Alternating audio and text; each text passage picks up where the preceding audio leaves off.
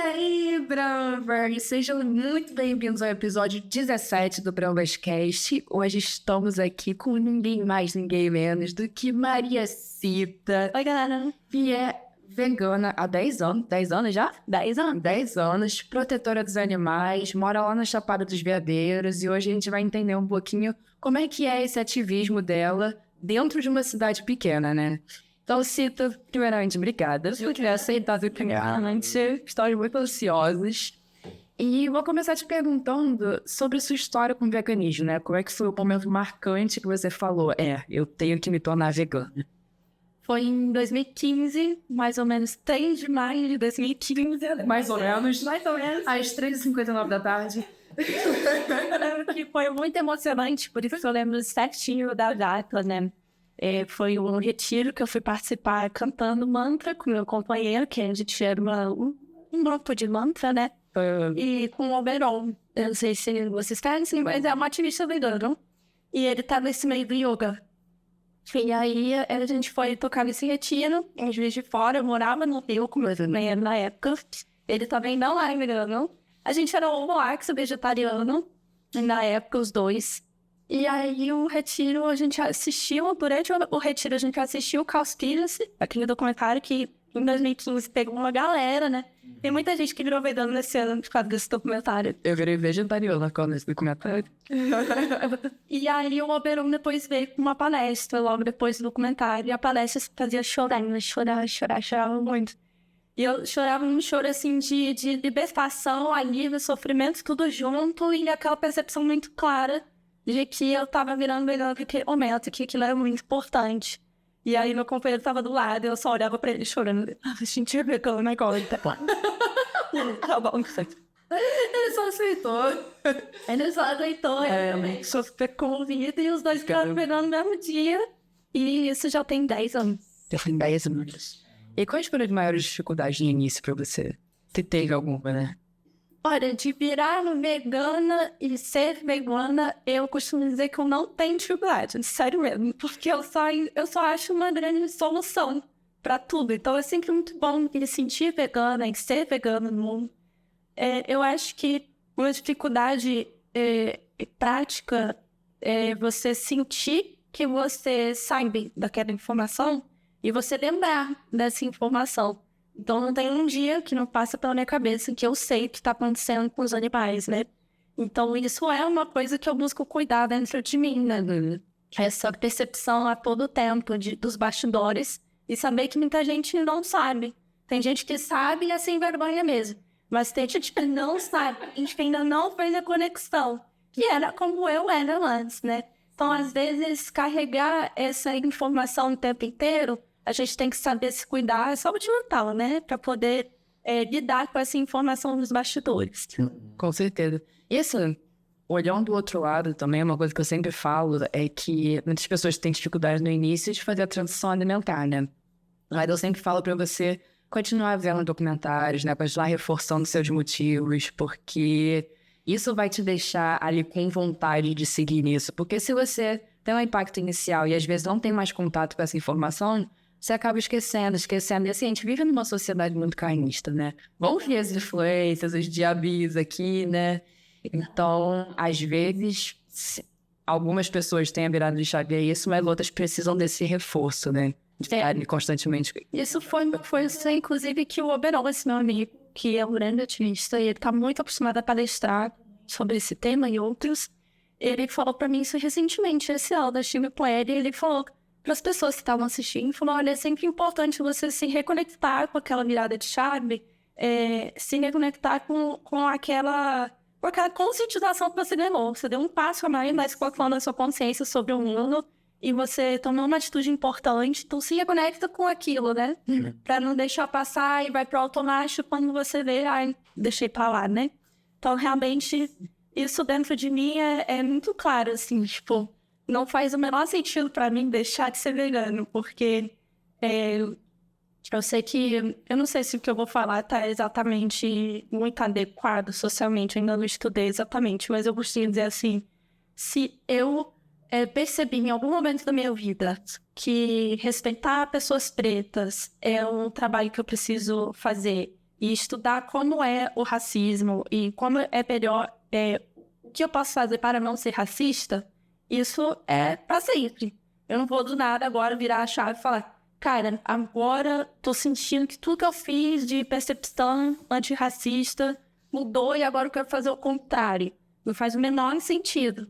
Então, eu não sei se é adequado eu falar dessa forma, porque eu ainda não estudei tanto. Porém, eu pego isso pro luta antiespecista também. Sim. Então, a partir do momento que eu percebi que os animais sentiam e percebi que eles estavam sendo mortos, aí não tem mais volta. Então, essa é a minha percepção. Não, e é engraçado você ter falado isso, porque a gente participou de um podcast, né, o Fábrica de Veganos, e lá eu falei a ideia de que eu tinha na minha cabeça de que pra gente atrair mais pessoas pro veganismo, às vezes a gente tem que parar um pouco de apontar o dedo na cara das pessoas. Então, assim, por exemplo, a gente entrevistou uma pessoa que ela ela tinha uma alimentação vegetariana estrita 99% do tempo, mas às vezes, quando ela tava amamentando ali de madrugada, dava vontade de comer um doce, ela acabava indo pro chocolate ou leite. E eu tinha falado pra ela, cara, assim, pra mim, tá tudo bem, você tá fazendo o que você pode, sabe? Eu continuei te chamando de vegana e tá tudo bem. Só que eu falei isso lá no podcast e eles falaram pra mim, cara, mas assim, pensa se você não é uma pessoa racista e aí você fala, hoje tá tudo bem ser um pouquinho racista, sabe? E eu falei, realmente, olhando por esse ponto, faz todo sentido. Não. E aí o ponto que eles falaram é que às vezes a gente dá muita liberdade para as pessoas, tipo, tá tudo bem você tomar um chocolate de vez em quando, isso pode enfraquecer o movimento, né? E realmente faz todo sentido. Se a pessoa quer realmente virar, é bom sempre incentivar mesmo a ela lidar com essa escolha todo dia, né? Mas isso que você falou agora de a pessoa às vezes ir para um chocolatinho e tal, eu vi também um post muito bom de uma menina, que é não, mas que ela trouxe muito sobre a compulsão alimentar no início da transição dela para o veganismo. E é uma coisa real que eu vivencio, eu vivi isso. Então, não sei, eu posso entender desse processo. E ela viveu muito. Então, no início da transição dela para ser vegana, ela viveu diversos episódios de compulsão alimentar em que ela não estava conseguindo ser vegana e ela precisou ter um olhar muito, muito amplo para o quadro dela. Então, ela precisou de psicólogo, de psiquiatra, de enfermeira, para entender ela, para entender a compulsão alimentar dela e melhorar como um todo. E a partir dessa melhoria, ela foi também compreendendo como ela gostaria de ser vegana e hoje em dia ela consegue ser vegana e tal. Mas é desse cada caso é um caso. Não, com certeza. E nisso eu tenho bastante lugar de fala, porque eu tive compulsão alimentar também. E é uma coisa assim que realmente você não tem controle. Sabe, às vezes tu vai na geladeira com um feijão gelado, sabe? Porque você precisa de comida, você precisa preencher seu estômago com alguma coisa. Então, você não consegue ter essa seleção alimentar, né? Então, assim, nesse caso, é completamente diferente, né? A Elô Beraldo, você conhece ela? Não. Não, ela também é uma ativista vegana e que ela passou por toda a luta da anorexia junto ao veganismo, né? Na verdade, foi o veganismo que deu força para ela conseguir superar a anorexia, porque ela diz que ela percebeu que ela precisava estar saudável para conseguir falar pelos animais, né? Porque senão ia ser mais um caso daquelas pessoas que olham e falam, tá vendo, vegana e não tem saúde. Tá, então... Hoje ela não tava cuidando da anorexia, né? Exatamente. Então, assim, o veganismo deu força pra ela. Que legal. Não, é incrível a história dela. Depois dá uma pesquisada. É Elô Beraldo. Depois eu vou pesquisar. E, Cita, fala pra gente como é que começou, assim, essa história de ser protetora dos animais. Você estava morando no Rio, né? Isso. Eu estava morando no Rio quando eu tive o meu primeiro resgate, né? Vivenciei meu primeiro resgate, foi em 2015. E eu nunca tinha resgatado bichinho nenhum. Foi o ano que eu me vegana, inclusive. Mas você já era vegana? Meses antes. Eu fui ovulada por 4 anos, não tinha resgatado bicho nenhum. Mas já tinha aquela propensão de olhar mais pros bichinhos, né? Para as pessoas, mas ainda não tinha feito nenhum resgate. E aí eu virei vegana e poucos meses depois eu tenho netinha aqui no Rio. E essa netinha mora comigo hoje aqui. Morou com a minha mãe também, uma época, enfim.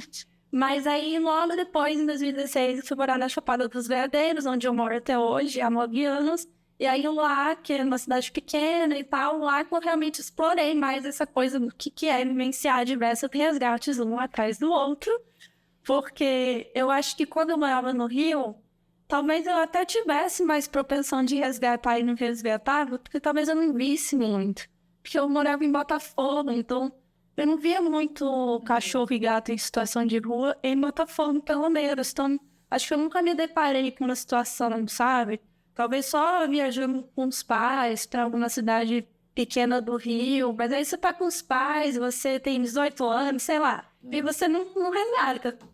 Mas aí, quando eu me mudei pra Chapada e morava numa cidade pequena, eu via todo dia cães e gatos em situação de rua e não tava com pai e mãe nenhum pra poder ir. Esse que é o problema. Aí ele pegou. Entendeu? Ah, sim, é verdade. E eu realmente eu fui me entendendo cada vez mais uma pessoa que tava se envolvendo, né, com aquele tipo de ação voluntária, né? Mas eu nunca participei de nenhuma ONG. Eu até tentei, uma época, entrar um pouquinho para uma ONG que tem na minha cidade, Alto Paraíso, chamada de Salvar. Eu ajudei um pouco, mas eu sentia que eu queria trabalhar independente mesmo, nas minhas ações voluntárias e tal. Eu sempre ajudei a ONG, até hoje eu sinto que eu colaboro com essa ONG, até porque pelo que eu faço eu também colaboro. Sim. Porque mesmo assim, eu fiz a ONG.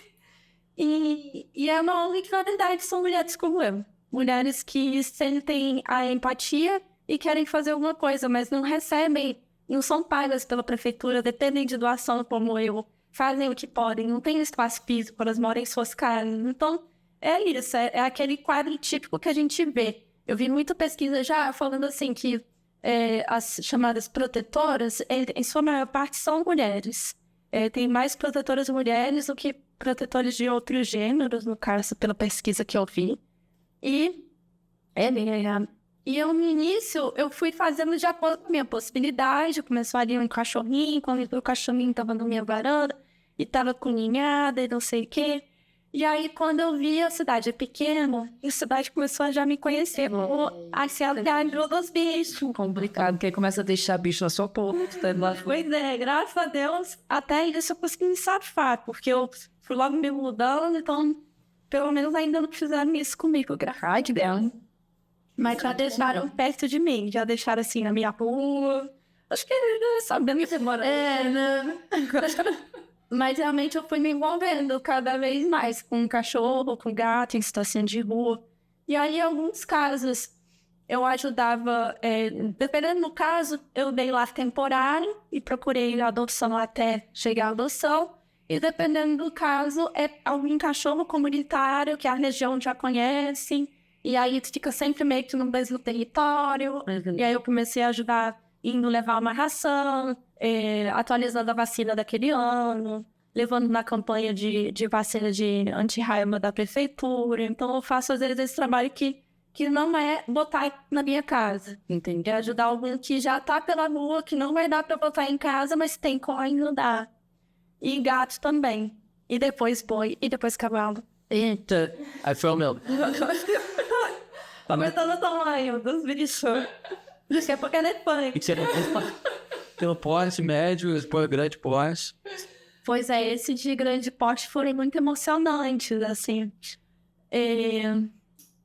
Porque primeiro, quando você começa a ter muito postura de ajudar cães e gatos em situação de rua, você meio que já sabe mais ou menos, né, como é que é o passo a passo, né?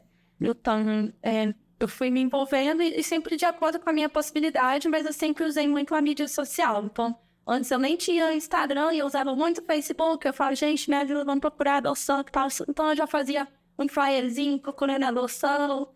E aí, esse movimento com o Instagram, eu fui usando também para isso, né? Campanha de arrecadação, botando lá os meus dados para pedir ajuda, para pagar vacina, para pagar alimentação e lar temporário. Então, isso foi ocorrendo. E então, eu sempre utilizei muito a ajuda das pessoas que me seguiam. E aí, no início, eu não tinha muito seguidor. Eu comecei no Instagram, foi em 2017. Foi depois que todo mundo já tinha Instagram. 3 anos antes, eu comecei depois. E eu não tinha muito seguidor no início. E mesmo assim, o que tivesse lá, eu pedia ajuda. Eu não tinha vergonha de expor a situação. Então, eu estava precisando de ajuda, eu pedia. Então, eu não tinha aquela coisa que tem gente que tem, eu vou estragar o meu feed está bonito, meu Deus, eu vou botar uma foto do cachorro que tá morrendo, como vai ser? Não, ninguém Vai sair da paleta, tipo...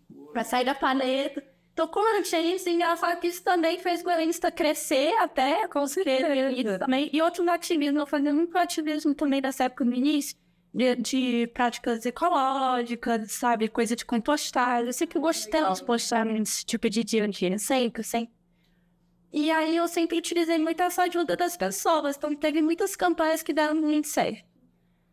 Campanhas que eu não tirei do meu bolso, sabe? Eu chego no predatório, sempre acabo. Né? A militar, eu falo assim, não, deixa que eu dou a gasolina de lá, eu vou botar aqui que eu tô doando esse remédio. Quando você vê, você doa um monte de coisa do seu dinheiro.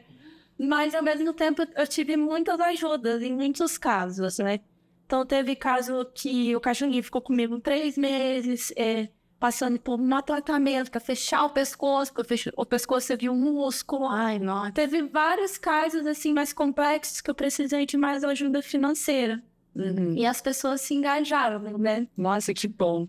Mas, recentemente, eu comecei a sentir uma mudança, assim. Acho que essa coisa do Instagram, o algoritmo, mudou bastante. Então, eu já passei por muitas fases diferentes ao longo de...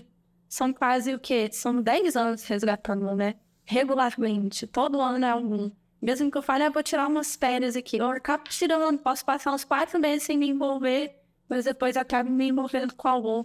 Às vezes eu tenho amigas protetoras da minha cidade que eu gosto de ajudar. Então, às vezes eu viro, tipo, o braço direito em algum caso. Então, a amiga resgatou, tá com ele em casa, mas eu vou lá na casa dela, faço um vídeo, busco ajuda, eu vou lá pegar ração. Então, acaba que eu me envolvo em parceria também com algumas amigas incríveis que também fazem o impossível para me ajudar. E depois vieram os casos dos bois e dos cavalos, que acho que as pessoas devem estar curiosas para saber.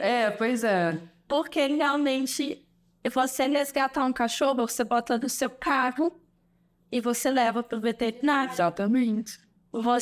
Para isso, você só precisa de um carro. Eu tenho um Fiat Uno muito velho que funciona muito bem. Mas carrocinha...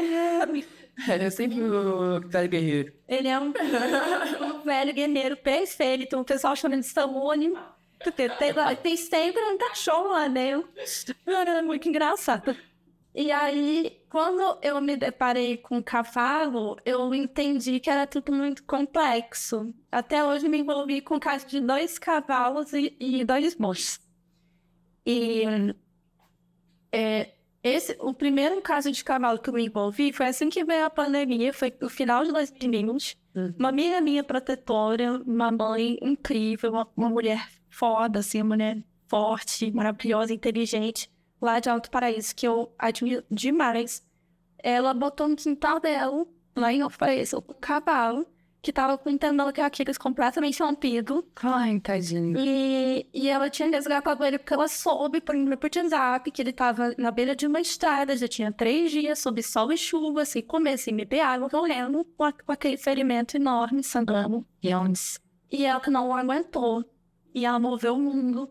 E eu acho que tava uns 50 minutos da casa dela, assim, teve que pegar a estrada. E ela conseguiu botar ele no quintal dela. E eu não aguentei, eu fui lá e eu falei, cara, você só braço direito. E foi um movimento muito lindo, porque ficou até conhecendo um pouquinho, assim, nesse meio do resgate de cavalo. Porque aí eu entendi que tem ONGs de cavalo, tem o Pé de Chulé, eu acho, lá no sul. Eu descobri... Mas na sua cidade não sei. Na minha cidade, a única ONG que tem é o Salvar, que são algumas mulheres como eu, assim, mas não tem ninguém... E tem outras ONGs e não tem... tudo depende de não de doação, sinto. E é uma região que vai ter muitos cavalos circulando, porque ainda é uma região onde as pessoas gostam de lidar com cavalos, né? Por causa... não gostam de polêmica, né? As pessoas vão utilizar cavalos, né? Para cavalgada, lá tem até rodeio e tal. Não é muito forte na região, mas eu já soube que tem, é Goiás, né?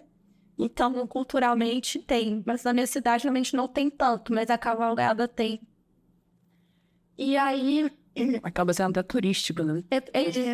tem um passeio turístico de cavalos. E aí eu lembro que eu entrei com ela, assim, nessa jornada, eu falei, sozinha você não fica. E aí eu comecei todo um movimento de stories, começou, nessa época começaram as Reels, aí comecei a fazer Reel. Então eu ficava expondo a situação no meu dia a dia e as nossas dificuldades, as pessoas engajaram bastante. Então, para resumir esse caso, assim, para não me prolongar muito, ele precisou ir para um hospital, porque ele precisava fechar aquele ferimento, ele precisava, na verdade, de um milagre, porque o cavalo, ele não é como um boi. As pessoas acham que o cavalo é como um boi, tipo, o cavalo não é dominante. E o boi, ele pode... Isso foram veterinários que me explicaram em época, né? O boi e a vaca, eles podem ser tripézinhos. Eles podem ficar apoiando o pelo deles em 3 membros. O cavalo, não. O cavalo, se ele fica apoiando em 3 membros, ele acaba desenvolvendo rapidamente uma inflamação geral que depois vai para um quadro fatal. É uma outra situação do cavalo. Então, ele não poderia ficar sem aquele membro.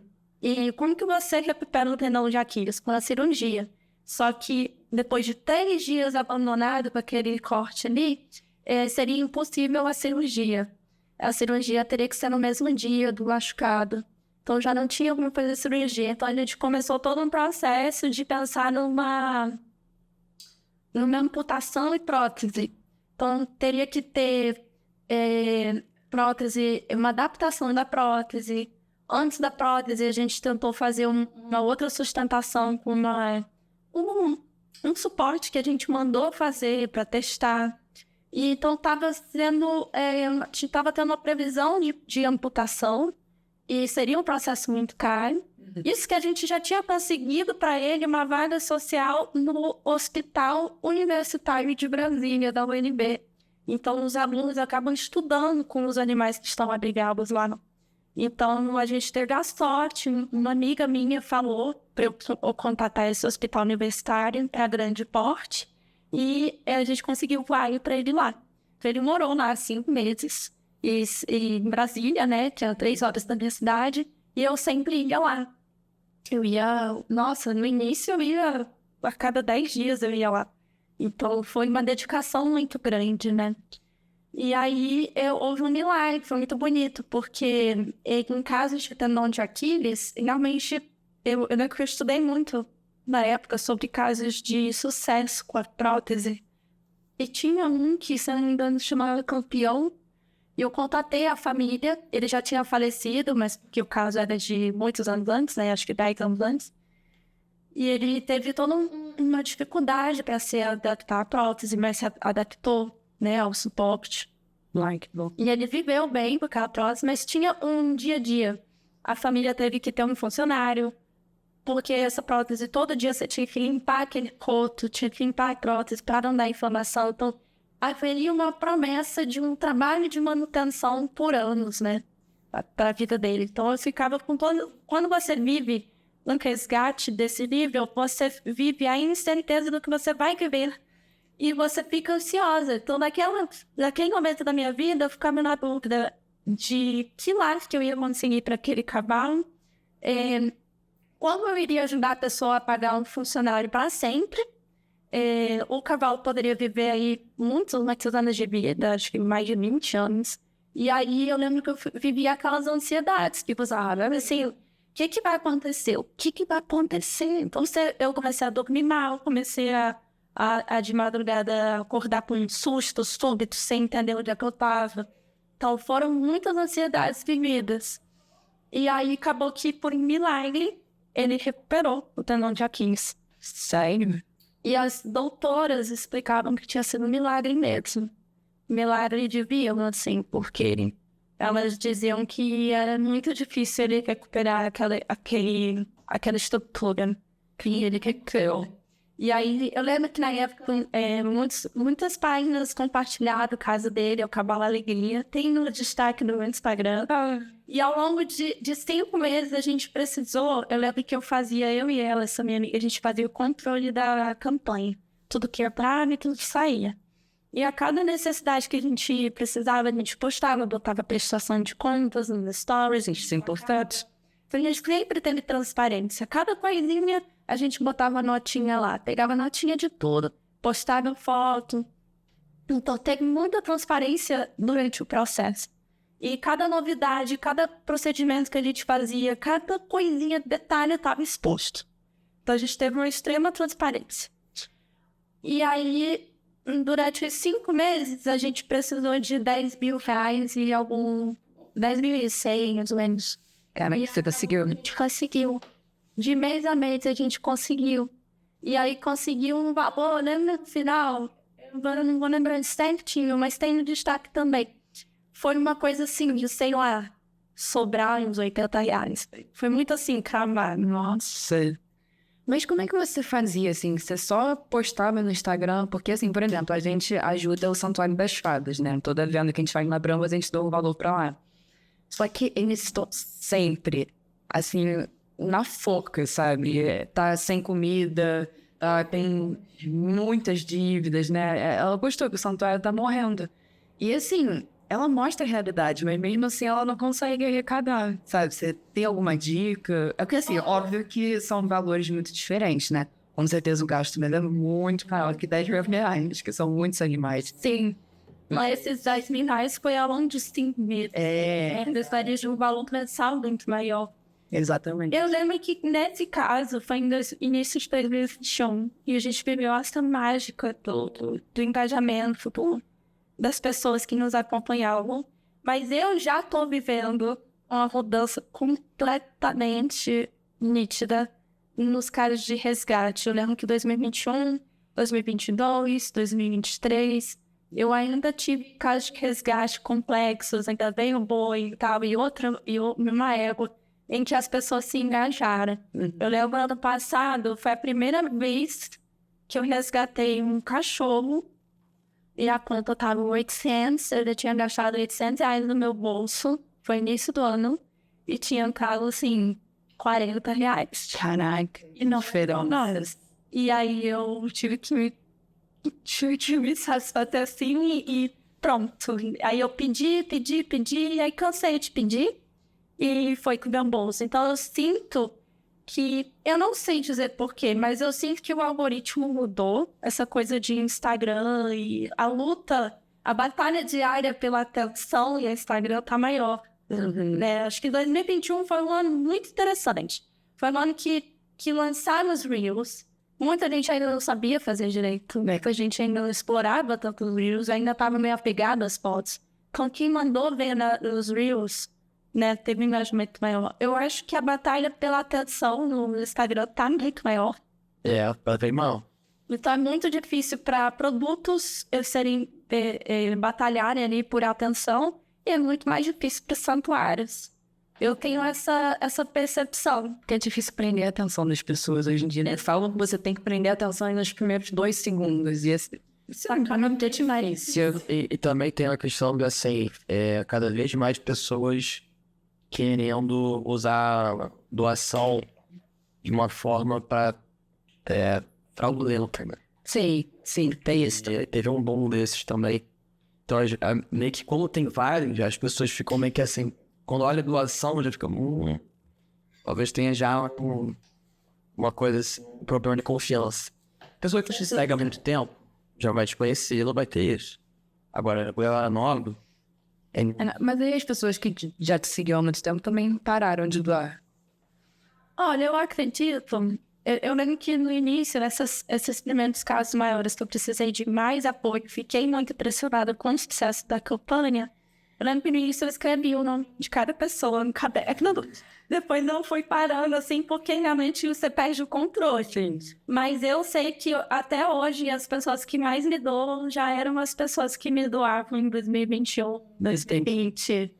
Então tem umas pessoinhas que eu sei que são as pessoinhas que nunca deixaram, assim. Mas mesmo assim, algumas ainda nem estão mais doando porque não recebe mais o conteúdo. Porque agora tá assim.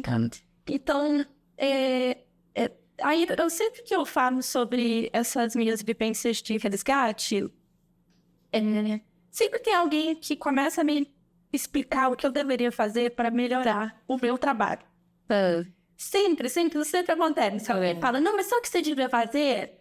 vocês deviam ser que lá do governo, eu falo assim, E a pessoa nada, né? não é que eu quero melhorar o meu trabalho. Eu não queria trabalhar com isso. Mas por quê? Porque eu não queria que tivesse animais em situação de rua. Eu não queria que houvesse cachorro e gato em situação de rua. Então, tem vezes, eu sou um ser humano, eu sou subjetiva. Então, tem momentos em que, por exemplo, eu contei essa história do cavalo, eu comecei a dormir mal. Eu precisei de um pouquinho de férias depois de não perder caso nenhum, mas nem era tempo. Porque deu 2 meses, surgiu uma égua que eu tinha... O que me dava? Era assim, cara, eu tenho como ajudar, tem como ajudar. Eu posso pelo menos tentar, não custa nada. Quando eu vejo, eu tô lá. Então, assim, eu acabo tirando poucos intervalos de um resgate pro outro. E é um desgaste emocional absurdo. E às vezes você não quer ser criativa mais uma vez, além de todos os meus criativos e tudo que você faz, você às vezes não quer parar para descobrir uma nova forma de melhorar o meu trabalho. Tá, nem sobra energia pra isso, né? E aí eu lembro que um desses caras últimos que veio me explicar o que eu deveria estar fazendo, eu lembro que ele falou muito pra eu falar pra prefeitura e tal. Eu tenho assim, cara, começou a adorar seu nome, para Deus e conhecesse a minha prefeitura, sabe? Eu sei que a prefeitura faz suporte, mas de certa forma, a prefeitura não se envolve muito.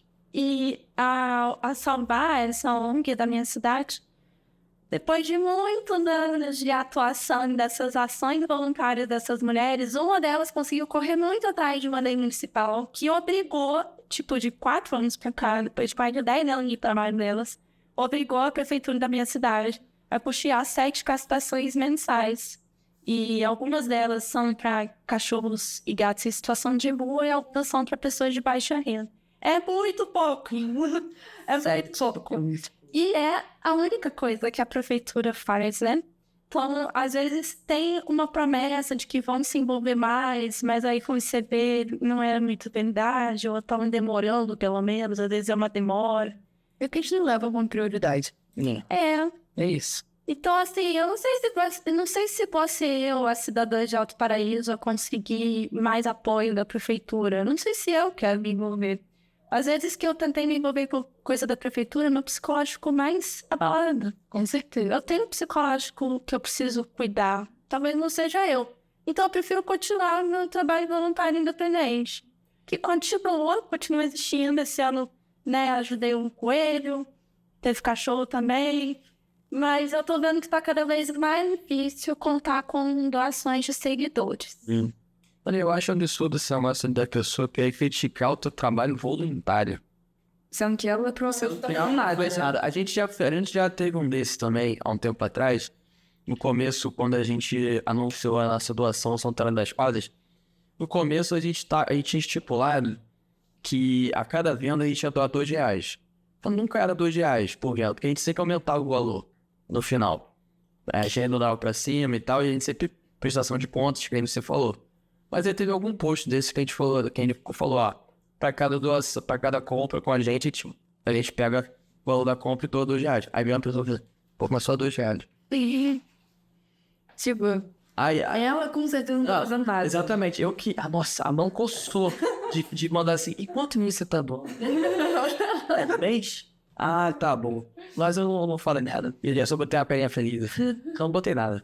Mas a gente tem que ser, né? Tem que ser super fofo. Mas essas coisas me irritam. Porque assim, são R$2 por venda também. Tu tá vendo que a gente doa R$2 por mês, sabe? E aí a pessoa fica, não, porque R$2 é muito pouco. E ela provavelmente tá No começo, quando a gente vendia pouco, né? Agora a gente tá pensando, mas no começo a gente sempre olhava assim, tá, quanto deu? Deu X reais, dando R$2 por venda. Ah, vamos botar um pouquinho a mais. A gente sempre botava... Já tiveram vários meses que dava, tipo, R$25 que a gente tinha que doar e a gente doava 100. Sabe? Aí segundo mês 300. Aí o terceiro mês mais, um pouquinho, entendeu? Pois é. E existe realmente o poder desses valores simbólicos. Essas pessoas que eu falei que doam há muitos anos pra mim, geralmente são pessoas que se importam muito com a causa, mas que são como eu, nasceram de berço rico e tal, e aí são pessoas que costumam me doar R$10. Eu amo essas doações, porque são pessoas que estão sempre lá, e elas não deixam de doar porque é pouco. E é uma coisa que eu falo sempre, eu falo, gente, não deixa de doar R$3, porque, pô, porque de 3 em 3 daqui a pouco chega ao fim. Exatamente. Você tá com quantos seguidores? Eu tô atualmente com 8.400, mas Pô, bota aí 8 mil, se cada um doasse R$3. é o que muitas vezes os São Paulos tentam fazer essas campanhas e fazem, gente, temos 30 mil seguidores e cada pessoa doar um.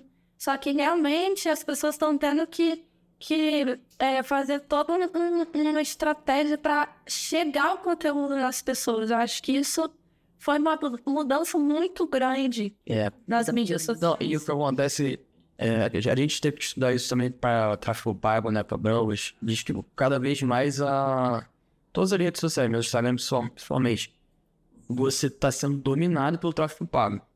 Se você não faz tráfego pago, o orgânico tá cada vez menor. Óbvio. O Instagram vai priorizar quem tá pagando, né? Vai mostrar. Cada vez mais. Tá falando nisso. Você tá falando que é 2018? 2021. 2021. No ano que teve essa campanha que deu muito certo. Então, na época, o tráfego pago era bem menor. Nossa, beijo. Hoje em dia, você tá falando de stories, a cada story vem um patrocinado. Você vê o story patrocinado, story patrocinado. Então, assim, não tá entregando. E eu acho também, eu não sei se você mostra o sofrimento nos seus vídeos, você mostra? Dependendo quando tem, porque às vezes eu faço campanha para algum cachorro comunitário que a gente precisa atualizar a vacina. Então, às vezes não tem que mostrar fisicamente. E o dele tá ok. Mas teve o caso de um cachorro paraplégico, que foi em 2023, que tinha como mostrar a situação da perninha dele. E aí eu lembro que gerou uma comoção.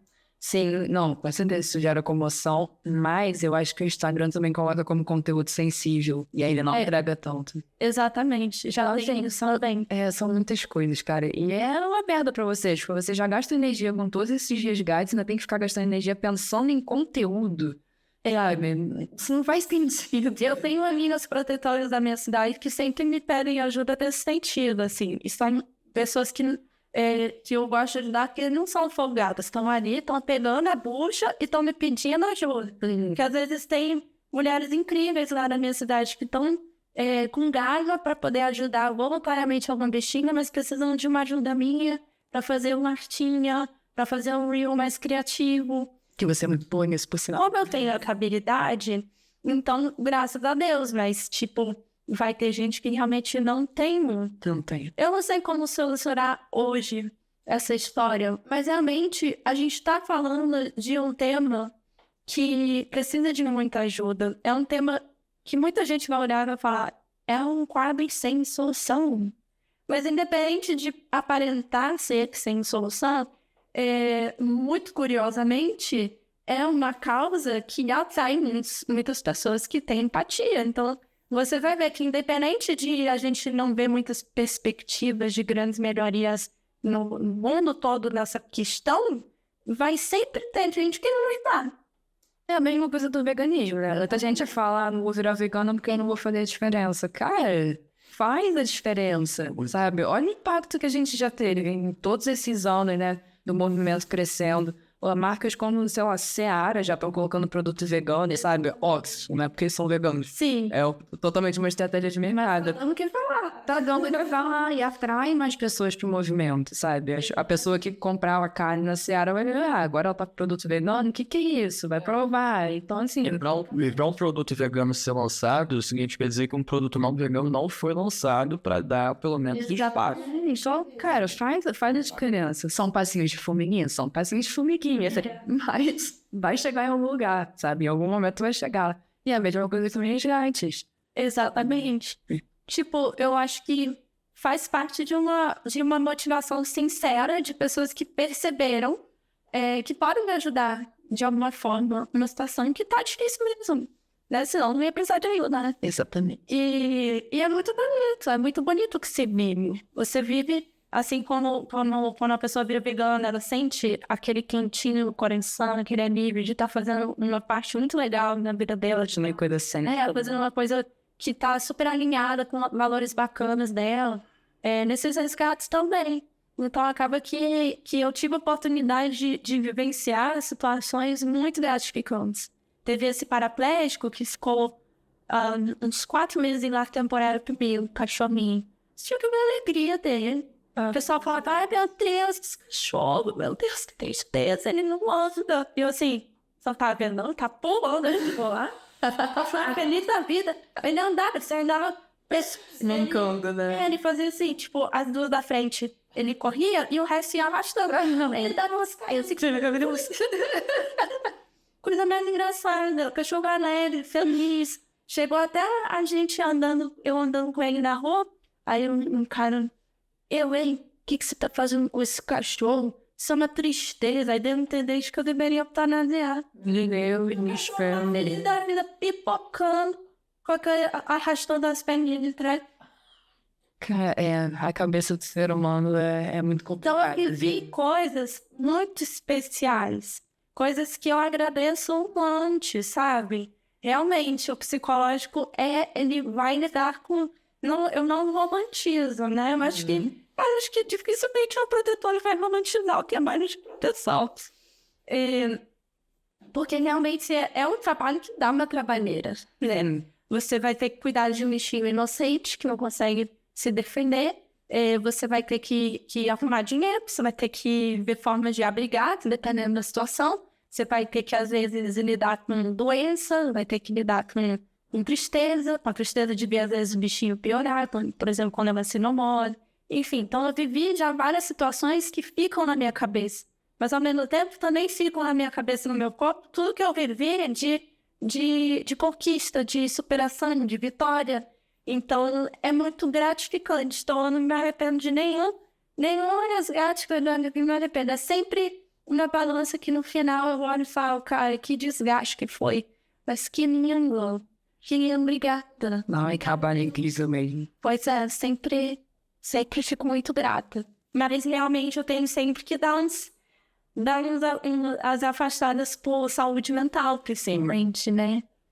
Porque realmente, às vezes, você acaba no sentido, quando eu falo acaba, por exemplo, esse cavalo, você não conseguiu um lar para ele, conseguiu uma adoção. Então, você encerra o caso, né? Se o caso era seu, você está ali lidando com prestação de contas, com campanha, adoção. Aí acabou. Então, às vezes, eu preciso, quando acaba ficar uns meses sem me envolver com outros, respirar, mas Então, você é muito desgaste, sabe? É ansiedade, tristeza, sabe? Tudo isso tira nossas energias, exatamente. E os santuários não vivem esse intervalo. Então é muito incrível o trabalho dos santuários, o trabalho dos santuários é muito incrível.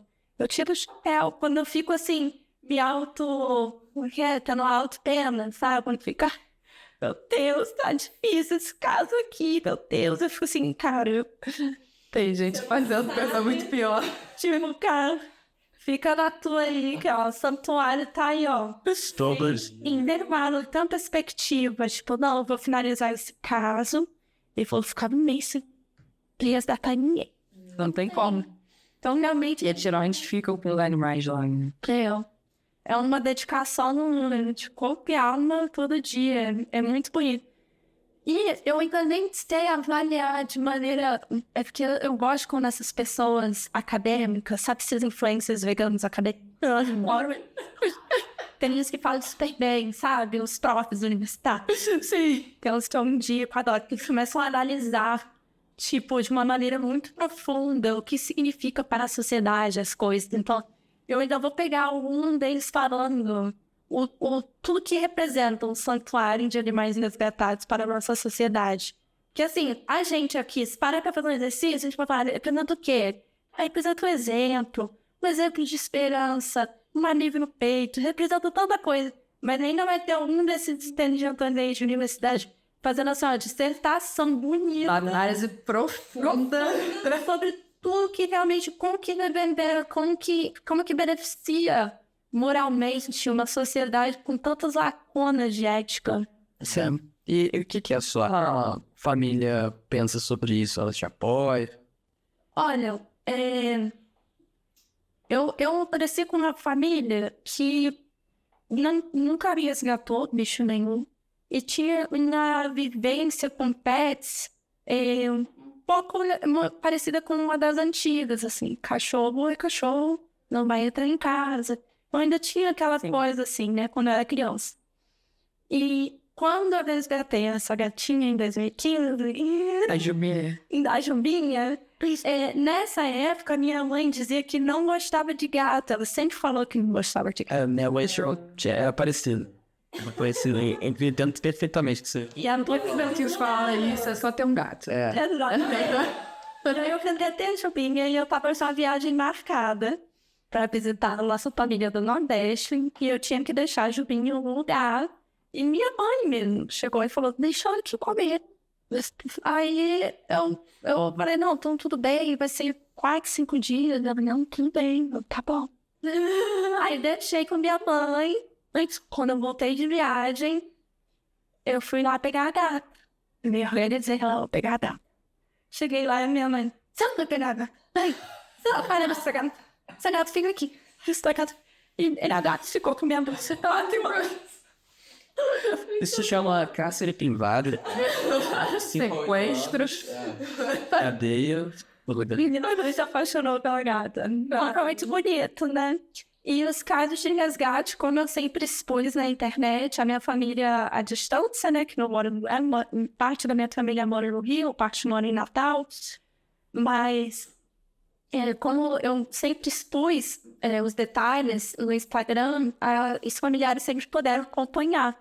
Então, muitos achavam algo muito admirável, assim. Algo muito novo na família também. Não tem outros parentes da família fazendo coisa parecida. Mas, ao mesmo tempo, não tinha nenhum parente distante olhando, falando, caraca, o que essa menina tá fazendo, que nada a ver. Não, assim, era um apoio geral, sabe? Minha mãe já atuou em várias campanhas. Inclusive, em 2021, foi em 2021 também, final de 2021, eu já tinha passado por resgate de 2 cavalos, por resgate de um boi, resgate de um monte de cachorro. Cachorro eu já perdi a conta, né? Se eu for parar pra contar, eu vou passar um dia inteiro pra lembrar de todos, né? E gato também, menos gato, mais cachorro. Mas gato também. E aí eu lembro que eu vim ao Rio visitar a minha família, visitar minha mãe e minha irmã que moram no Rio. E minha mãe tava viajando na época, e eu acho que eu nem consegui ver ela direito, mas eu fiquei de pet sitter na casa, porque minha mãe hoje em dia tem mora com 3 gatos. Olha só que coisa. O jogo virou, não é mesmo? 3 gatos. A minha mãe mora com 3, porque a minha irmã entrou nessa também, adotou uma gata-prenha, e aí já ficou lá com 2 filhotes. Não, a história é bonita. A sorte é que foram só 2, tá? Porque eu também tive uma gata prenha que ela teve 7 filhotes. Na verdade, ela teve 4. Aí minha irmã conseguiu a adoção pra 2. E minha irmã falou, não, esses 2 aqui, para de procurar. Precisa procurar mais adoção, não. Elas são veganas também? Não tem ninguém pegando, né? Só você que é vegana. Só eu. A minha irmã, que mora aqui no Rio, ela jogou lacto vegetariana. Virou já tem uns anos. E só que todo mundo respeita, assim, minha decisão. Todo mundo lida bem com a minha decisão. Ninguém fica fazendo piada. Agora, que sorte a sua. Mas nessa situação que eu vim visitar, eu desci no prédio e ali na esquina em Botafogo. E ali na esquina eu vi um negócio quando eu vi tinha uma galinha. Em Botafogo. Comida, na esquina, perto do Botafogo para shopping, comida assim. Caralho. E aí eu olhei e falei, gente, eu nunca vi uma galinha com fome. Ninguém. E ela não tava nem com. Não parecia nem. Era uma galinha. E aí eu falei, aqui você não fica. Eu soube com a galinha, não. Galinha fazer compras do Botafogo para shopping. Eu subi com ela. Então, gente, fui na rua, voltei com uma galinha. Até hoje não entendo essa situação. Eu falo, cara, só com você mesmo. Tipo, ela tava na quadra da minha mãe, em Botafogo, numa cidade que eu vi. Não tinha nada, tipo, não tinha nada que conectasse aquela galinha àquela esquina. Tem aquele galinheiro no Botafogo. Sério, mentira. E foi muito bonitinho. Esse caso foi em 2021, as pessoas se engajaram, aí eu comecei a postar, minha mãe em viagem, torcendo pela galinha. Já tá assim, meu Deus, essa galinha é muito linda. E a galinha, a gente começou a criar amizade no dia a dia, e realmente as artes, depois eu fui ler, elas realmente vão criando um laço, elas ficam afetuosas. Aí eu botava a cabecinha dela na minha perna, falando nesse meu carinho, eu ficava fazendo assim, ela queria ficar perto, ela sempre queria ficar perto. E quando eu saía, às vezes ela começava, Aí eu voltava pra varanda, assim, aí ficava com ela e ela parava de piar. Era legal, né? Nossa, a gente criou uma relação linda. Agora eu quero ter uma galinha.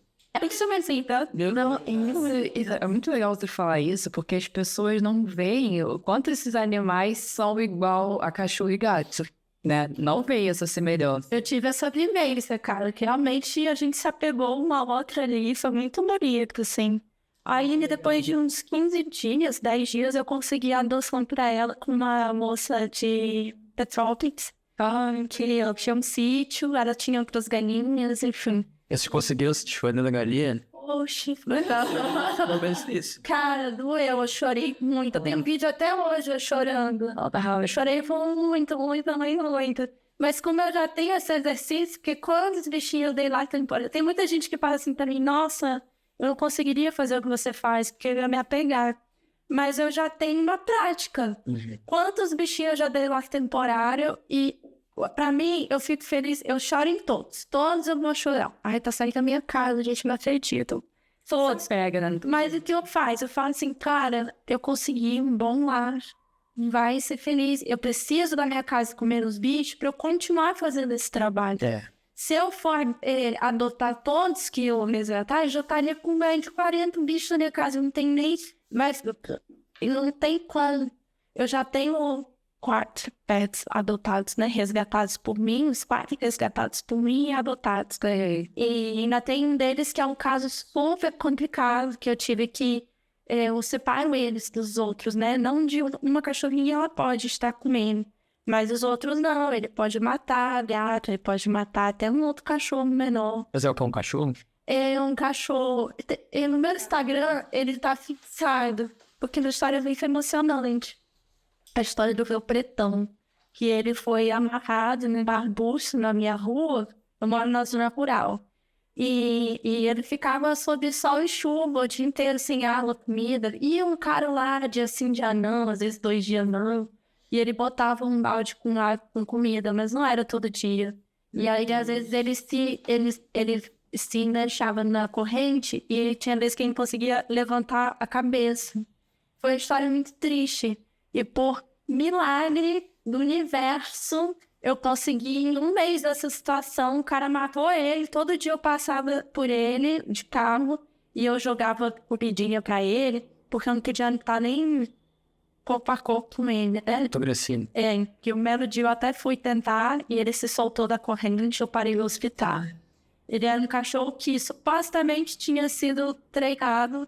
Na época, quando eu conversei com um reabilitador amigo meu, que estava me ajudando para eu resgatar o cachorro, eu contei todos os sintomas, tudo que acontecia na interação, e ele falou, Cita, o que você está fazendo para esse cachorro é incrível, porque você não tem noção quanto que esse cachorro já sofreu por tudo que você está me contando.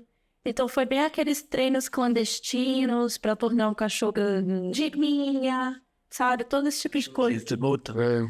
De luta ou de caça, de guardião, essas coisas, mas tudo clandestino, com muita privação. E para tornar o cachorro realmente traumatizado, real. Então, eu lutei por ele. Foi um mês em que eu lutei por ele. E aí, esse meu amigo reabilitador, à distância, ele é aqui do Rio, por WhatsApp, ele ficava me orientando tudo que eu tinha que fazer. E ele falou para mim que eu fui a melhor aluna dele da vida.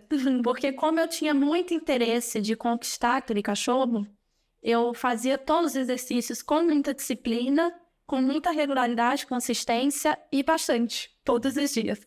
Então, tipo, eu dormia 1 hora de várias coisas. É muito interessante que as pessoas não imaginam o que é, mas ele falava assim, apareça lateralmente para ele, fique 10 segundos. Volte, desapareça do campo de visão, fique 15 segundos. Volte, fique 20 segundos. Volte, fique 1 minuto. Apareça novamente com a cadeira, sente-se e fique parada.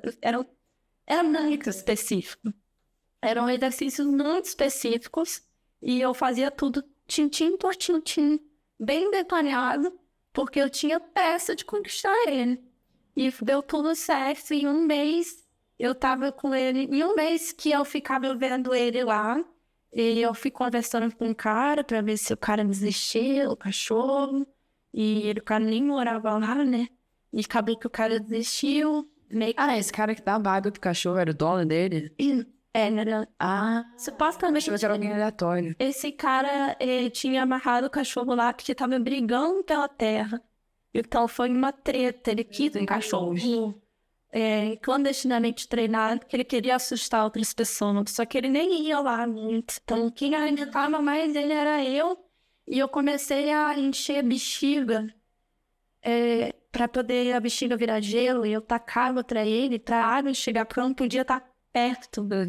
Foi uma história. E quando eu tacava e chegava perto e eu não alcançava a boca dele, ele ficava isso aqui.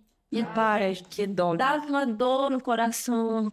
Aí eu voltava em casa, aí voltava lá e fazia de novo, porque tudo era tacando. Foi um mês tacando coisa pra esse cachorro. E depois foi mais um mês, e o cara decidiu que poderia pegar o cachorro, na verdade foi o interesse dele. E aí ele chegou lá na minha casa, que é na zona rural, e amarrou o cachorro numa madeira lá, num pilar, e foi embora. Então eu não tinha nenhum manejo com aquele cachorro que fazia assim, ó.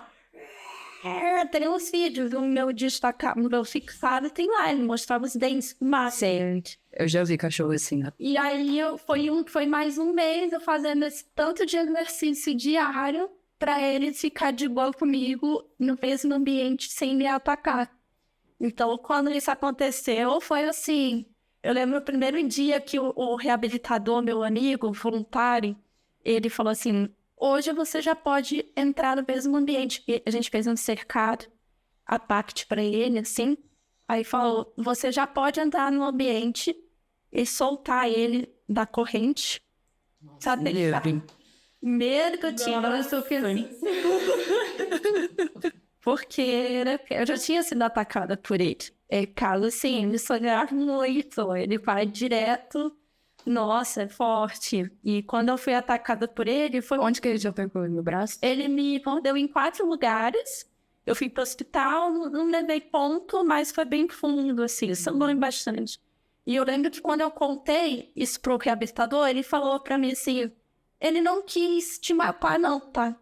Você foi avançando, ele tava latindo, ele tava te informando até onde era a distância segura pra ele. Você não fazia ideia disso, você foi avançando. Você avançou da distância segura pra ele, ele te atacou, te empurrando, deixou você naquela metragem de antes e voltou. Então ele realmente não tinha intenção de me matar. Ele voltou pro ponto onde ele estava se sentindo seguro. Então ele me botou na distância correta, só que nisso eu saí sanguentada. Então não foi tão perigoso assim, porque eu compreendi melhor o comportamento dele depois, mas realmente é muito assustador. Eu nunca tinha sido colocada assim nesse nível. Então foi muito assustador. Eu cheguei a me mijar na hora, falei um esforço, né? Saí, fiquei com a mão inchada, não consegui lavar a louça por muito tempo. Então nada. Não, só assim. Aí, amor, fica a dica. E hoje em dia, todo mundo sabe, assim, depois de um mês, tanto eu e meu marido, a gente foi fazendo exercícios, e aí nós somos socializados com ele. As outras pessoas, não. Óbvio, não, cachorro que foi abusado dessa forma, não vai do nada virar achar que falar só de todo mundo, né? Qualquer pessoa que vai querer ter um contato direto com ele em casa, tem que passar por um mês de exercício. Exatamente, tem que ganhar confiança. Eu vivo em uma rotina que tem uma rotina de revezamento de logística, de revezamento de cercados. Eu tenho 3 áreas de separação. Então tem todo um dia a dia específico para eu ter adotado esse cachorro na minha vida, né? Então eu não posso adotar tantos mais. Cada novo que eu adoto, eu fico aquele coração assim, tipo, tudo tem que dar certo. Eu tenho que sempre fechar todas as portas de vidro. Eu tenho sempre que ter muitos cuidados na minha casa para ninguém ser atacado, né? E graças a Deus, ele ama a minha cachorra branca, não se bem. Eles se amam, mas gato realmente é um ambiente que não é muito seguro, né? Gato, esse ano eu tive um coelho que a gente resgatou um coelho, eu e uma amiga, e a gente teve ele por 4 meses em lar temporário na minha casa. E a gente era, assim, muito atenta a todas as portas. A gente tinha todo um dia a dia que, tipo, só soltava o pretão, o outro cercado, se comunicando e vendo, tendo visto por ele onde está, então tinha todo um cuidado, não é assim, uma vida, vou esquecer das portas, tô relax total. Você tem que ficar bem atenta para todo mundo ficar bem. Ele tá com quantos anos? Meu pretinho, quando eu resgatei ele em 2021, ele devia ter 1. Então agora esse tem isso aí que você sabe, agora você tem que fazer copa. Deve ter o Sil. Que gente, ele é uma criança. Meu pretão, ele é grande. Grande. É tipo um Rottweiler. Acho que ele também tinha Rottweiler. Ele é pretão, ele é um mix, né? Ele é SRD também, mas deve ter feito ali alguma coisa competitiva. É complicado, você tem que ter muita coragem. Muita gente na época ficava assim, Cita, mas você precisa ter limites. Esse caso já é demais, Mas ninguém ia adotar ele. Ninguém. Ninguém ia ter essa energia que você teve pra se dedicar dessa forma pra ele, sabe? E depois que eu resgatei e reabilitei ele, eu ainda pensei, vou começar a procurar adoção. Assim, a pessoa tem que morar na minha casa um mês. Exatamente. Ia fazer exercício. Aí acaba que eu fiquei muito feliz de adotar ele. Na época eu só tinha uma cachorra e uma gata. E aí eu adotei. Caraca, muita coragem, meu Deus. Mas, e falando sobre esses animais maiores? Você falou que teve esse primeiro cavalo e mesmo com esse desgaste todo, você continuou, né? Teve a questão do boi, como é que foi? Olha, o boi alecrim foi muito bonito, inclusive o cavalo alegria que eu plantei antes, a Lenilúbio me ajudou muito, né? Porque ela tava, assim que a gente começou a colher lá em Alto Paraíso, ela tava em Alto Paraíso. Aí uma amiga minha falou, por que você não vai lá? A notícia foi fortuna. Ela tava lá e ela achou assim, vai lá só com ela, fake nutri. Ela tem um seguidores, eu não vou falar com ela. Ela me disse, é isso mesmo, vai lá, para de vergonha. Era um amor. E aí a Nutri me motivou e levantei e falei, oi, você tá com um cavalo aqui? Você não quer nos ajudar? Aí ela foi ao vivo, cara. Ela foi lá. Ela fez quadras de onde ela tava. Ela, vamos lá agora. Entrou no carro, entrou lá no quintal, o quintal todo lascado. Minha vinda nem tinha dinheiro, tudo assim. E aí entrou, fez vídeo, ajudem a Cita. Ela é maravilhosa. A Lê, assim. A Lê. E aí depois veio a égua Esmeralda, que não resistiu. Ela faleceu em 15 dias. Mas foi um caso muito bonito de ver a comoção. Porque foi uns 2 meses depois da alegria. Essa mesma amiga minha soube dessa égua que estava a céu aberto também, definhando, com alguns problemas, em Alto Paraíso mesmo. E a gente foi lá, botou ela no quintal de um amigo nosso. E todos os dias a gente tinha um grupo de zap que a gente fez. Todos os dias a gente precisava, acho que de 10 voluntários. Para ficar 5 de um lado e 5 do outro da Eva, para sustentar ela por meia hora.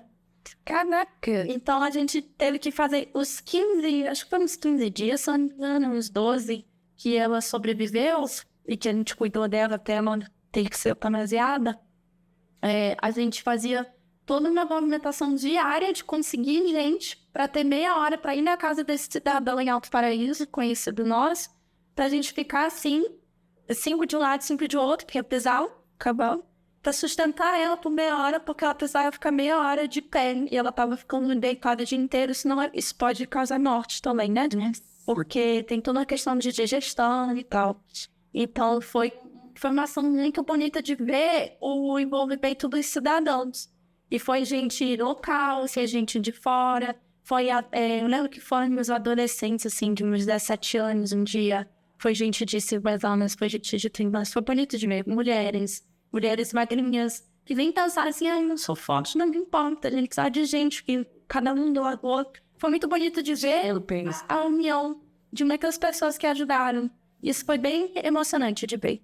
O Paru, na época, o Paru Biano, tinha acabado de se mudar para o Chapada. Todo dia ele tava no time, fortão. Todo dia ele tava lá com a gente. E aí acabou que, infelizmente, ela tava já muito doente. A gente conseguiu a vaga dela no hospital veterinário, mesmo do outro, universitário. Ela chegou lá, a doutora falou, Cita, Então, vai dar. Ela já tá tendo falência já dos órgãos. Ela não vai dar. A sugestão é eutanásia. E eu sei que elas iriam correr muito atrás se a gente falasse, não, corre atrás de todos os tratamentos possíveis, porque a gente já tinha tido a experiência com essa doutora do Cavalo Alegria. E ela sabia nossa garra, a gente sabia que a gente queria lutar por ele. Então ela fez de tudo, mas ela disse que ela tinha que eutanasiar mesmo. Mas foi um caso assim que ficou muito marcado pra gente ver a união das pessoas para tentar ajudar. Foi bem gratificante, esmerável. Legal. Coisa mais linda, ela lutou por uns 12 dias, mas teve seu descanso final, né? Parece que ela tinha mesmo que ir com aquela doença. E depois teve o Boi Alecrim, que também deu o que falar também na região. O Alecrim tá bem, tá até hoje lá na chegada, tá no sítio de uma amiga. E aí, essa veterinária que me pediu ajuda para esse boi, a gente combinou de fazer toda uma campanha de buscar a adoção. E a gente conseguiu com um amigo meu que tem um sítio, e ele morou lá por uns 2 anos, e depois ele pediu uma ajuda minha para mudar o sítio, para achar um pouco adotante. Isso foi no ano passado. E aí a gente achou, graças a Deus, ele tá bem, tá um boizão. Mas também, cada transporte Chapada-Brasília é R$1.000. Nossa. Então, por isso essas campanhas eu também precisava de um valor alto. Porque, tipo, pra Esmeralda chegar até o hospital, precisava de R$1.000. Pro Alegria chegar até o hospital, precisava de R$1.000. Pro Alegria sair de lá e pra adoção, precisava de R$1.000. Pro Alecrim ir pra Chapada, precisava de R$1.000. Então, assim, no mínimo, você já precisa de R$1.000 para um transporte. Isso na época, talvez a idade já esteja um pouco mais. Porque era o aluguel do transporte de grande porte que você engata, né? Então, realmente, então, realmente, sim, o valor de transporte é muito maior, né? Você precisa de uma documentação, a gente sempre fez tudo certinho, né? Então, precisa ir na Secretaria de Agricultura, precisa de toda uma documentação para transportar. Então, tem a trama mais complexa para você lidar com esse tipo de caso, né? E aí, depois teve um caso muito triste do boi pavão, que me marcou muito. Até hoje, eu tô pra compor uma música que eu comecei a compor pra ele. Até hoje não terminei, porque ainda tá no choro aqui, que eu sei que eu ainda vou chorar muito. Mas que eu sei que a gente fez o que era possível, né? A gente se envolveu com o caso dele, foi em 2022. Cara, eu fiquei tão impressionada, era uma menina nova. Uma menina de 17 anos, ainda na escola. Ela me escreve, a menina do interior do Goiás. A menina me escreveu de um jeito tão genuíno, assim, tipo... Cita, pelo amor de Deus, eu te acompanho, eu te admiro tanto. Você faz tanta coisa pelos animais. Eu sou vegetariana por causa dos animais. Eu noto com os meus pais. No interior, a gente é da roça. E eu amo o seu trabalho. E o meu avô, quando eu tinha 11 anos de idade, meu avô me deu um bezerrinho. E ele falou pra mim que era meu bezerrinho. E a minha família tem outros bois que vendem, né? E esse era o meu bezerrinho. E agora eles estão falando que precisa vender. E eu tô muito triste, ele é um boi muito grande. E eles acham que vão conseguir um dinheiro bom. E eu tô desesperada, eu quero muito que ele more em outro lugar. Porque minha família falou que eu poderia, se eu conseguisse uma adoção e resolvesse a história, eles iriam me apoiar. E eu me comovi muito, porque era uma menina de 17 anos tentando salvar o boi dela. E ela me mandou vídeos. Ele era um boizinho dela. Um bichão enorme. O rosto dele era desse tamanho. Nossa. Sabe? Um rosto desse tamanho. E ela chegava pra dar frutinha pra ele. E eles dois tinham um carinho um pelo outro. Ai, Ela ganhou ele de bebê. Então, ela tinha uma relação com ele de irmãozinha, sabe? Um bichão, cara. Um bichão. Grande. Eu fui lá conhecer. O bichão era grande. E aquela relação tão bonita com aquela menina. Eu fiquei muito impressionada. Eu falei, eu não vou deixar você na mão. Eu falei, eu não tenho 100 mil seguidores, mas eu não vou deixar você. Provavelmente na época eu tinha 7 mil, 6 mil seguidores ali, né? Mas eu fiz a viagem, era 5 horas da minha casa, no Goiás. Convenci meu marido e falei, vamos lá, a gente vai.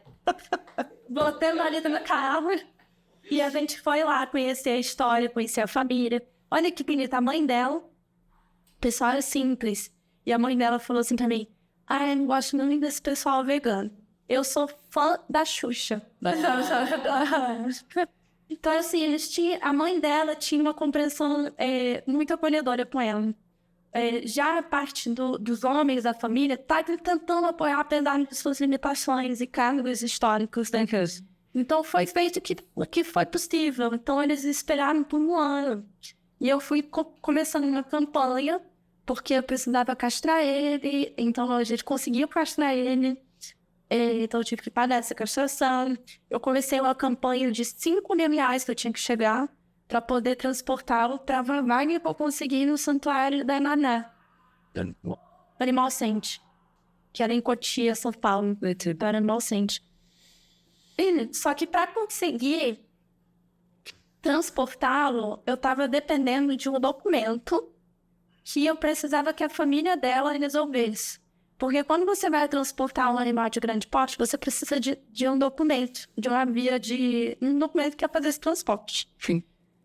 E a chance, eu conversei com inúmeros veterinários e pessoas do meio rural, né? Que todos falaram que era uma viagem muito longa e com certeza iam me parar. Então, era muito arriscado eu viajar sem o documento, porque a gente chegou a cogitar.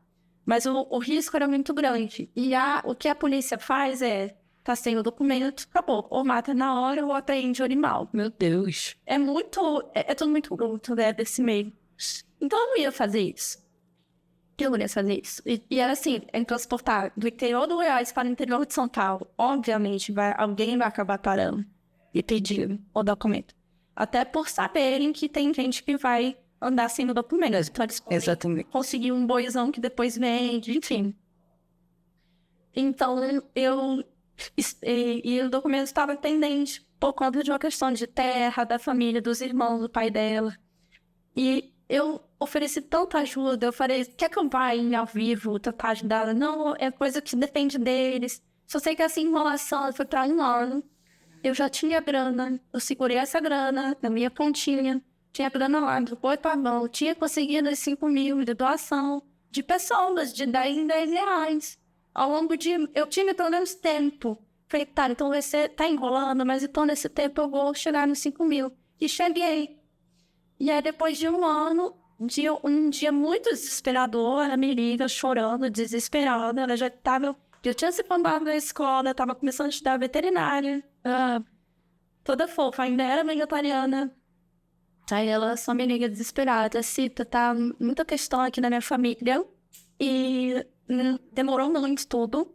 E eles estão querendo hoje já. Ele já tá indo embora daqui a pouco, eu não tenho o que fazer. Eles estão decidindo, apesar de tudo. Eu já chorei, eu já esperneei, não tem o que fazer. Eles vão vender agora, tô querendo a grana, a coisa da terra não avançou, tem várias questões de família e não tenho o que fazer. Eu ainda passei um dia tentando dialogar com ela para poder conseguir alguém para ir lá para eutanasiar ele. Eu ainda tentei usar a grana para eutanasiar ele. Porque eu falei, calma aí, vê se a sua família aceita e dá o dinheiro para sua família. E eu dou parte do dinheiro para a família e pago a eutanásia. Ia ser assim, coisa de eu usar 1.000 reais dos 5 mil e dar 4 mil para comprar ele, para eutanasiar ele. Ainda teve essa história muito louca, tipo, você tá dando dinheiro para eles não venderem, para ele morrer daquele jeito. Então eu pensei, deixa eu comprar e eu uso 1.000 para conseguir hoje um médico que vai eutanasiar. Só que não deu tempo, não deu diálogo e venderam. E ele já, né, ninguém sabe pra onde tinha. Ai, eu lembro que eu fiquei meio arrasada, porque eu tive que dar, um ano depois eu fui dar toda a explicação publicamente, porque eu sou muito responsável com dinheiro público. Então eu tinha toda a transparência, tinha o destaque lá. E eu fui explicar, eu falei, gente, tá ele da minha mão, eu não tinha o que fazer. Tipo, foi problemas familiares, foi tudo muito na pressa, eu sinto muito, Boi Pavão. Nem sei se ainda tá vivo, mas o que eu fiz? Eu peguei os 5 mil e eu perguntei para ela se eu poderia dar os 5 mil para o Santuário Animal Sente, que iria por ele. E aí ela topou, ela achou ótima ideia. Então, os 5 mil foi... Nesse dia eu dei os 5 mil direto para o Animal Sente, fiz um reel botando as imagens dele que eu tinha e agradecendo. Foi isso, era bem emocionante. Até hoje eu chorei tudo, eu tinha que chorar. Me pegou essa história. Tem que dar muito pronto, às vezes até por falta de saída, isso, às vezes não tem solução. E você tem que aceitar. E o Animal State, cara, ela foi um anjo, ela ficou assim, ela ficou arrasada, ela ficou, eu acredito que ele não veio, a gente já tava esperando por ele já era parte da nossa família. E aí no final do Rio eu botei que aquele caso acabou que finalizou com R$5 mil para ajudar os irmãos dele. Mas, Deus. Esse foi um dos casos que eu mais, assim, sinto, assim, no meu coração. É muito pesado. Tem que ter muito psicológico. Tem que saber, a gente tem sempre que cuidar da nossa saúde mental, porque eu percebo, assim, que tem muita protetora que fica meio sequelada mesmo, sabe? Olha as coisas que você passa, cara.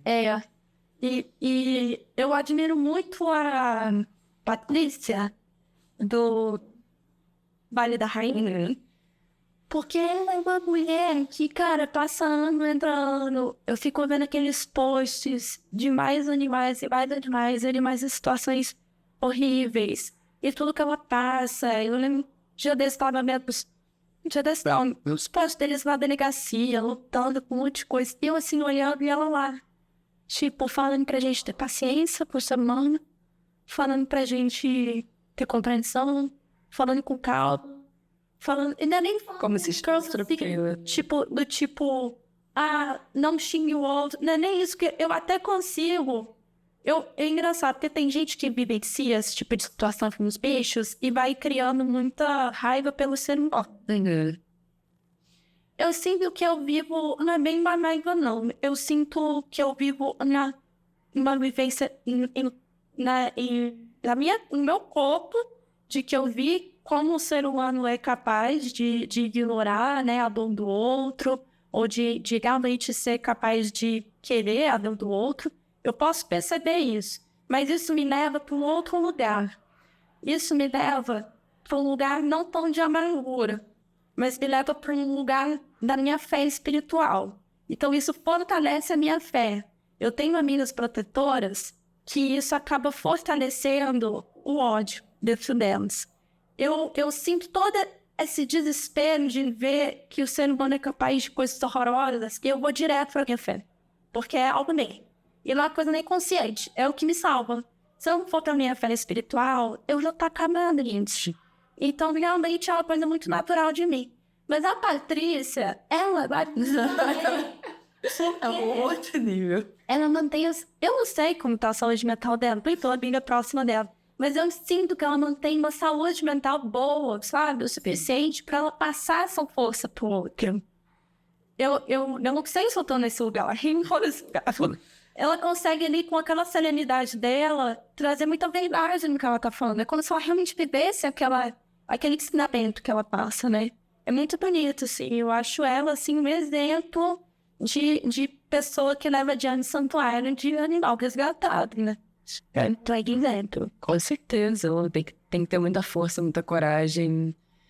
E é isso, muito psicológico pra não se abalar com esses casos, né? Que eu acho que é a parte mais difícil, com certeza. Mas você acha que você seria protetora dos animais se você não fosse vegana? Se você não tivesse tido esse despertar? Acho que sim. É. Eu acho que sim. Você já tinha essa conexão com os animais antes?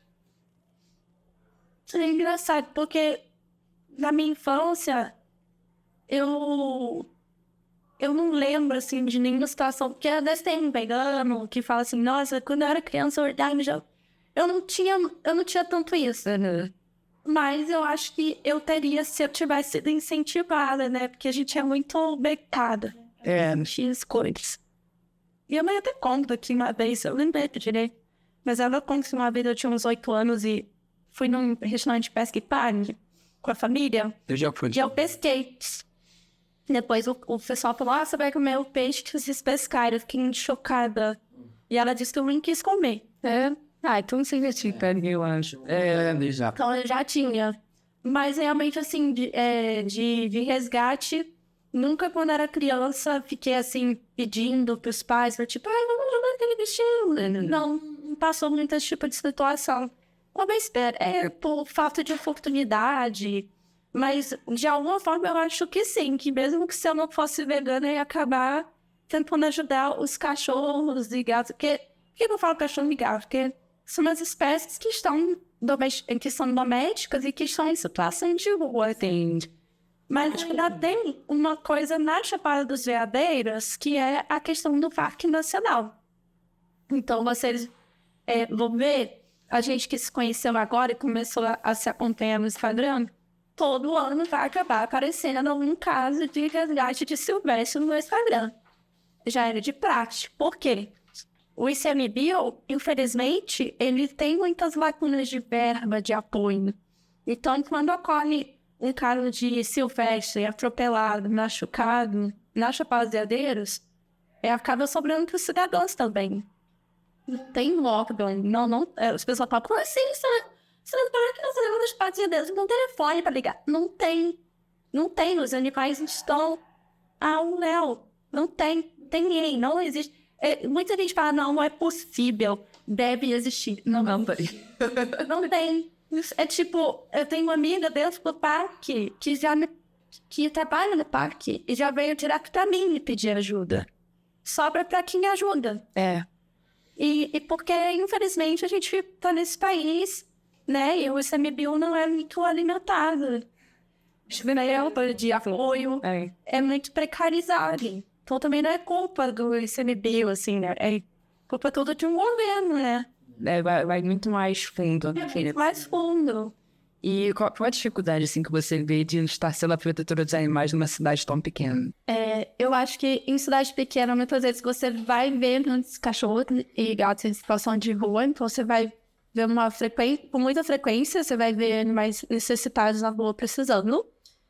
Diferente de muitas vezes o que acontece em certas áreas de cidade grande, né? Tanto que você vai ver isso mais na periferia e na parte mais rural das cidades grandes, né?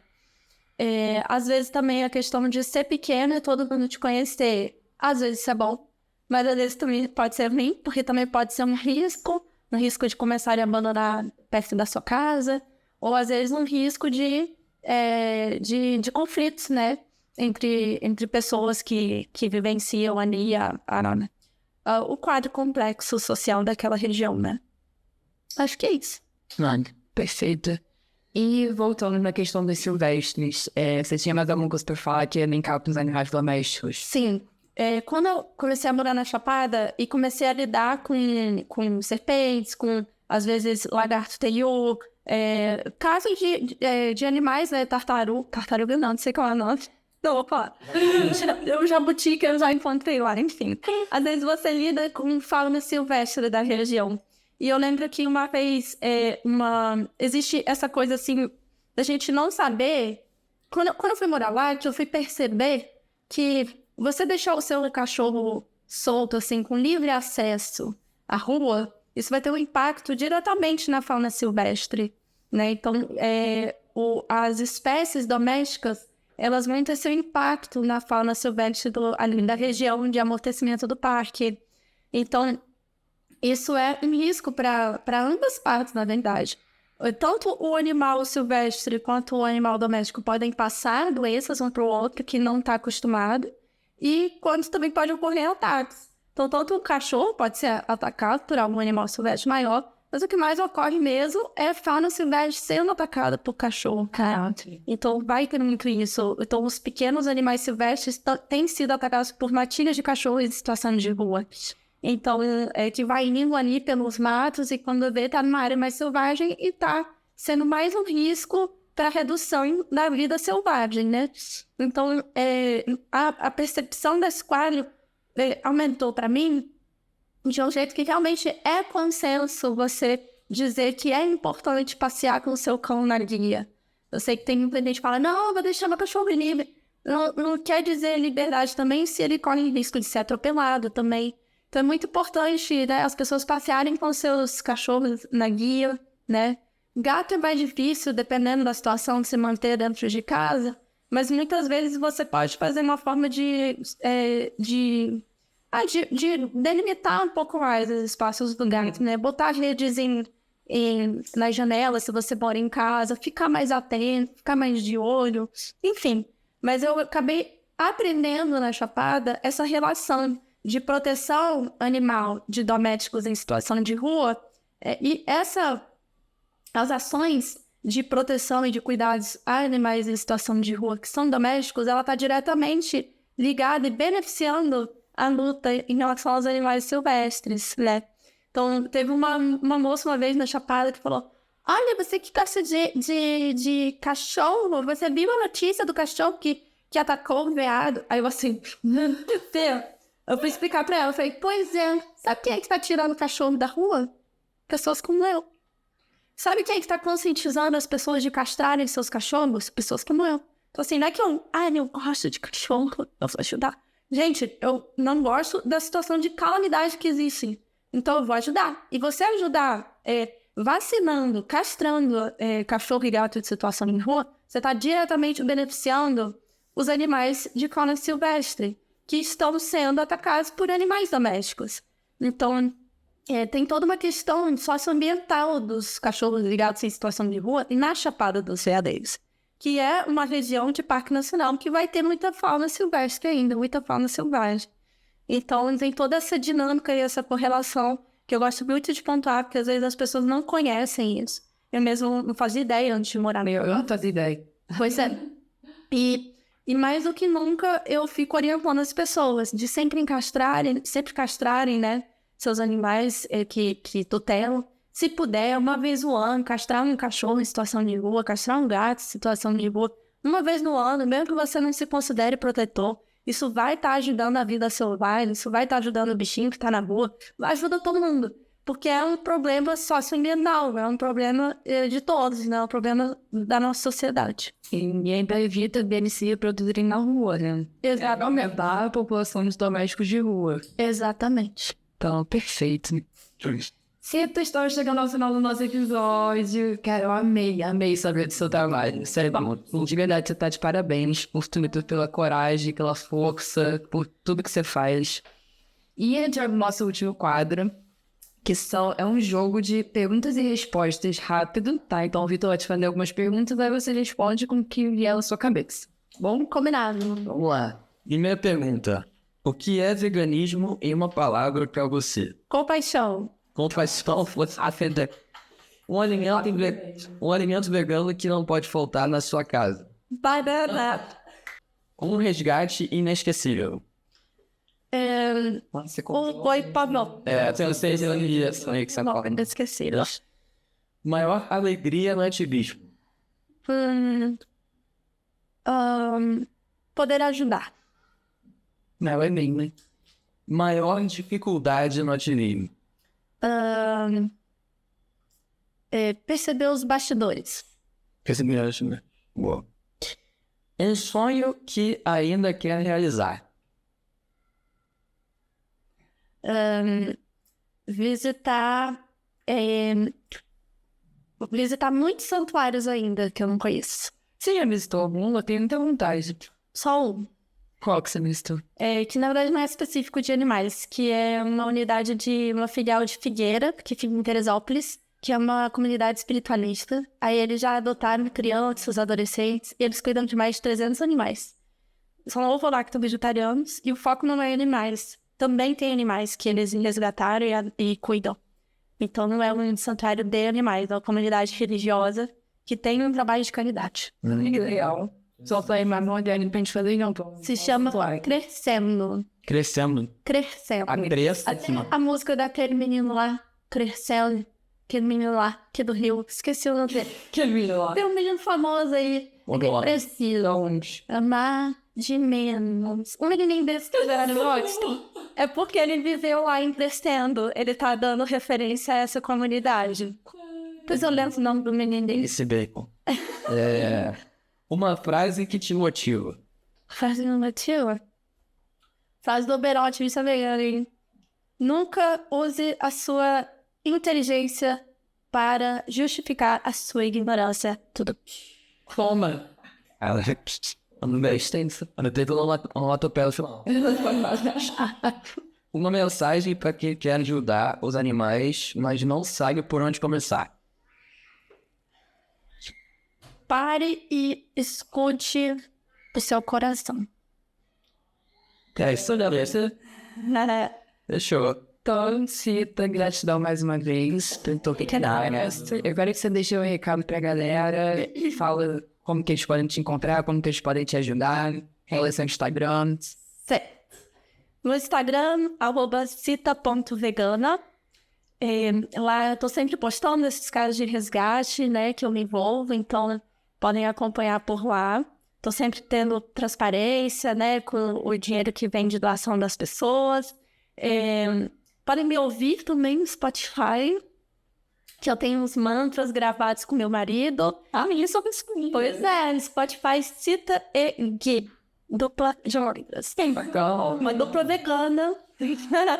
E uma mensagem positiva é: realmente considere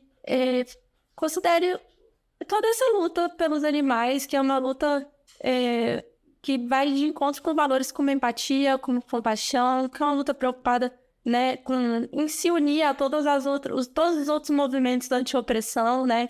Uma luta nesse viés de libertações em geral. Então, considere feliz. Maravilhosa. Obrigada a vocês por esse espaço. Ai, que isso. E pra você que tá aqui assistindo a gente, não esqueça de compartilhar esse episódio, tá, gente? É muito importante a gente divulgar o trabalho que a Cita faz. E não se esqueçam também de se inscrever no nosso canal do YouTube, se você tá no YouTube, ou seguir a gente no nosso podcast aqui no Spotify, se você tá no Spotify, porque é importante pra gente conseguir crescer o podcast e continuar espalhando a mensagem do veganismo. E se você quer apoiar o nosso trabalho, também temos uma marca de roupas com estampas veganas, que inclusive já demos uma para a Cita também, que todo mundo que vem no nosso podcast recebe o nosso presentinho. O site é www.brambas.com.br. E é isso. Mandou um recado? Nada. Então, tchau! Tchau, tchau.